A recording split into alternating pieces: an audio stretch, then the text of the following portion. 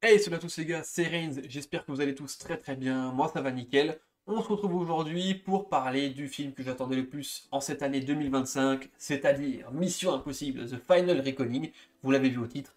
On parle donc de la deuxième partie du film Mission Impossible, le dernier normalement de la franchise. Donc c'est un film qui intervient quand même 2 ans après The Dead Reckoning, hein, donc c'est un film qui va ensemble, c'est vraiment une suite pure et dure. Il avait beaucoup fait parler de lui dès en fait la sortie de la bande-annonce, il avait déjà fait parler de lui avant, bien avant sa sortie, parce qu'on avait appris qu'il avait eu énormément de problèmes de tournage, etc., etc. On a atteint un budget assez pharaonique pour ce film, mais bon, moi j'ai fait abstraction de tout ça, je voulais me faire mon propre avis, regarder voilà, sans trop m'informer à gauche à droite, et vraiment arriver comme ça, de but en blanc, face à cette œuvre. Et je partage pas l'avis globalement que j'ai pu voir sur internet ou par des gens que je connais, voilà, qui disaient que c'était l'un des pires films de la franchise, ou même certains, j'ai pu lire, utiliser le terme mauvais film. Moi, je ne partage pas du tout cet avis. Voilà, j'ai vraiment, vraiment apprécié. J'ai passé un excellent moment. J'ai pu le voir au cinéma, voilà, vendredi soir. Donc, en plus, ce qui était bien, c'est que j'étais quasiment tout seul dans la salle. Donc, j'ai profité un maximum. J'étais concentré, focus sur la chose. Et franchement, les 2h50 de film, parce que ça dure quand même 2h50, sont passés extrêmement vite. Et donc, on va parler de ça sans spoiler pour que, si jamais vous n'avez pas vu le film, vous pouvez vous faire quand même votre propre avis et découvrir encore le maximum de choses possibles sans avoir gâché le visionnage. Donc, petite précision, c'est toujours réalisé par Christopher McQuarrie, hein, donc lui, il est toujours présent, on le voit d'ailleurs dans la réalisation, c'est vraiment propre, on apprécie. On va toujours suivre, du coup, comme dans toute la franchise Mission Impossible, Ethan Hunt, mais surtout là, on va vraiment suivre quasiment une suite directe avec The Dead Reckoning, hein, avec l'intrigue qu'il y avait dans ce film-là, avec cette entité, donc cette IA, qui va prendre en fait le dessus sur le monde, qui va commencer à contrôler les différentes puissances nucléaires qu'il y a sur notre planète pour éventuellement déclencher une troisième guerre mondiale nucléaire. Et comme vous vous en doutez, ici Ethan Hunt, ça va être sa entre guillemets dernière mission, hein, de ce que l'on nous propose ici pour éviter cette IA de contrôler le monde et de déclencher voilà, cette troisième guerre mondiale. Il va passer par tout type de missions vraiment impossibles pour le coup, mais c'est ça qu'on apprécie. Et on va avoir de la grosse cascade, on va avoir de la bagarre, on va avoir des scènes d'action, on va avoir des scènes de tension qui sont vraiment vraiment bien et réussies, je trouve. Donc moi là-dessus déjà, il y a de très bons points. Après, je suis d'accord avec certaines critiques qui disent qu'il y a certaines scènes qui tirent un petit peu en longueur, qui sont étirées pour pas grand-chose, quelques dialogues qui n'ont pas vraiment de sens, ou alors même certains qui disent que les flashbacks que l'on voit dans le film ne sont pas nécessaires. Alors, oui et non pour les flashbacks. Je trouve que c'était bien, parce que voilà, tout le monde n'a pas vu tous les autres films depuis le début, depuis 1996. Donc des fois, avoir les petits pics pour bien comprendre les petites références, c'est quand même sympathique. Maintenant, quand on est amateur de Mission Impossible et qu'on connaît quand même la franchise, forcément, sans les flashbacks, on aurait vu les petits clins d'œil. Mais moi, pour le coup, pour le visionnage, ça m'a pas déplu du tout. Et effectivement, il y a aussi quelques petits effets spéciaux des fois qui sont pas terribles, terribles, mais la plupart sont quand même très convaincants. Quand il y a les cascades, franchement, on adore, on apprécie. Et puis, moi, il y a plusieurs scènes clés dans le film. C'est les scènes les plus importantes, forcément, donc je vais pas rentrer dans le détail, mais qui m'ont convaincu, hein, qui m'ont permis d'avoir un petit peu de tension. Et pourtant, on le sait que Ethan Hunt, forcément, au moins jusqu'à la fin du film, va être sauvé par le scénario, bien sûr. Mais pourtant, on ressent la dangerosité de ce qu'il est en train de faire. On a envie, comme d'habitude, qu'il s'en sorte, de voir comment il va faire. Et ce qui est pas mal dans tout le film, c'est qu'on va suivre du coup ce cheminement vraiment quasiment que de son point de vue à lui. Alors forcément, il a toujours son équipe en background qui est là pour faire dérouler correctement le fond de la mission. Mais là, vraiment, c'est presque lui contre le reste du monde, on a l'impression. Et c'est quelque chose que j'ai énormément apprécié.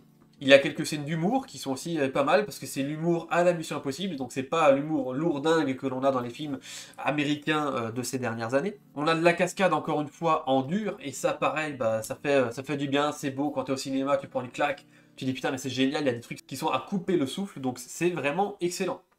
Les 2h50 sont passés comme une lettre à la poste, hein. Franchement, je me suis pas ennuyé du tout, même si, comme dit, j'ai repéré les quelques scènes qui sont un petit peu longues, qui tirent un petit peu en longueur. Mais moi, franchement, je me suis posé, je me suis laissé porter, j'ai pas vu le temps passer. J'ai pas vu le temps passer, c'était du pur divertissement, à mon sens. Et Dieu merci, on arrive encore à avoir des films comme ça de la part du cinéma américain, parce que Comme dit, les bandes annonces que j'ai vues avant le visionnage de ce film pour les mois à venir étaient complètement terribles, que des films catastrophiques.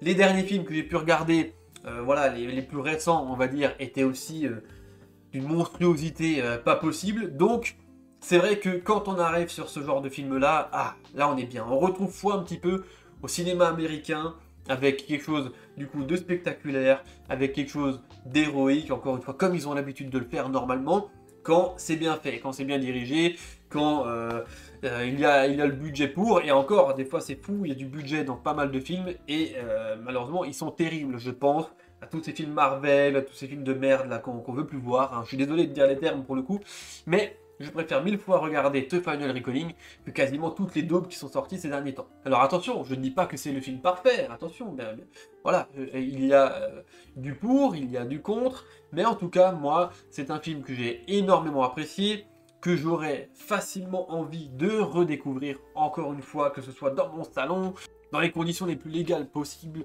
Voilà, en tout cas, c'est vraiment un très très bon moment que j'ai passé devant cette œuvre. Ça fait toujours aussi un petit pincement au cœur de dire ah bah c'est du coup en théorie le dernier film de la franchise, donc nous n'aurons plus de Mission Impossible. Alors après, forcément, ça fait un petit pincement au cœur quand on a suivi toute la franchise depuis le début, mais en même temps on se dit il vaut mieux s'arrêter sur un très bon film qui a fait l'affaire et qui a globalement conclu ce que l'on avait envie de voir dans Mission Impossible, que d'après tirer et de commencer à faire vraiment n'importe quoi. Et alors je l'avais déjà dit dans la première vidéo pour la première partie de ce Mission Impossible, mais en même temps je trouvais il y a plein de gens qui détestent le sujet du film avec du coup cette intelligence artificielle, etc. etc.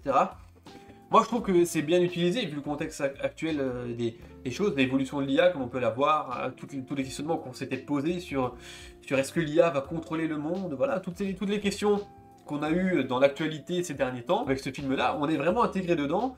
On peut se sentir presque concerné par la menace qu'il y a dans ce film. Et ça, j'ai trouvé ça très très bon. Alors, il y en a qui n'aiment pas, parce que c'est trop abstrait, ils comprennent pas le délire du truc. Et moi, franchement, ça m'a convaincu, ça m'a plu. Déjà sur la première partie du film, du coup, j'étais curieux de voir où est-ce que ça allait nous mener dans ce deuxième. Et là, bah, on voit vraiment un cheminement, alors, qui est, c'est vrai, si pour certains vont dire qu'il est assez décousu, parce qu'il y a des trucs qui vont très très vite et des trucs qui en même temps, des fois, sortent un petit peu nulle part. Mais écoutez, moi, globalement, j'ai pas été perdu dans l'avancement du récit, donc franchement, là-dessus, c'est encore une fois, pour moi, un point très positif. On retrouve aussi une ou deux figures des anciens films, hein, voilà, encore une fois, sans rentrer dans le détail, mais pareil, ça fait plaisir de les voir ici, ça fait plaisir d'avoir quelques scènes avec eux. Je trouve que l'équipe qui se reconstitue au fur et à mesure, voilà, de la première partie et de cette deuxième partie, voilà, l'équipe de Mission Impossible est franchement sympathique, il y a du charisme, il y a des personnages qui apportent chacun leur petite touche de ce qu'on aime bien, franchement, de ce qu'on aime bien. Et donc moi, c'est vrai que j'ai passé un très très bon moment, j'ai pas été déçu comme la plupart des gens disent après être sorti du cinéma, alors voilà, je suis désolé, hein. Peut-être que vous aurez aimé que j'ai exactement le même avis que 90% des gens que j'ai pu croiser, pour qui j'ai pu lire les critiques et les commentaires. Mais non, moi je suis pas du tout de leur avis. Pour le coup, c'est un film que j'ai vraiment apprécié, que j'ai trouvé très très bon, et qui m'a énormément diverti. Et je pense que c'est le but au départ de Mission Impossible, c'est de divertir. Encore une fois, je ne vais pas rentrer dans le spoiler, je ne vais pas rentrer dans plus de détails non plus sur l'histoire. Tout ça, je vous laisse découvrir vous-même en regardant le film. Après, si maintenant dans les commentaires vous me demandez une vidéo plus précise, etc., où on rentre plus dans les détails, plus dans les analyses, je peux le faire avec plaisir, il n'y a pas de problème. Mais en tout cas, à ce stade de l'année, juste 2 jours après la sortie du film, je ne vais pas me lancer dans des grands spoilers, dans des grandes analyses non plus. C'était juste pour vous partager mon avis à chaud sur ce dernier Mission Impossible. Donc voilà, j'espère que cette vidéo vous a plu. Si c'est le cas, faites-le moi savoir dans les commentaires. Et moi, je vous laisse là, c'était, portez-vous bien. Ciao, ciao tout le monde.